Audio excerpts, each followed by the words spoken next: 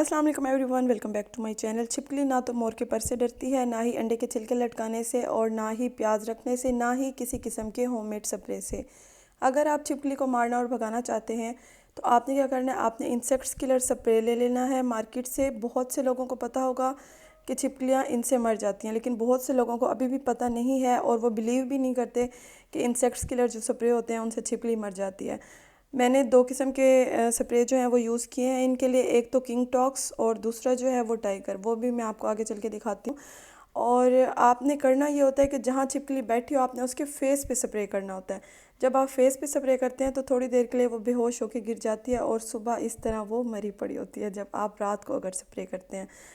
तो मैंने क्या किया, मैंने रात को जहाँ पर छिपकली बैठी होती है उनके फेस पे स्प्रे किया, और अगले दिन सुबह जो है इस तरह आपको छिपकलियाँ जिनके ऊपर आप स्प्रे करेंगे वो आपको मरी हुई इस तरह मिल जाएंगी। और छिपकलियों को मारना गुनाह नहीं है क्योंकि ये गिरगिट की ही एक नस्ल है। और दूसरी बात ये कि ये आप देख रहे हैं टाइगर वाला स्प्रे, ये इजीली आपको मार्केट से मिल जाएगा। ये छिपकलियाँ जितनी भी आपने देखी हैं, ये इसी स्प्रे से मैंने इनको किल किया है।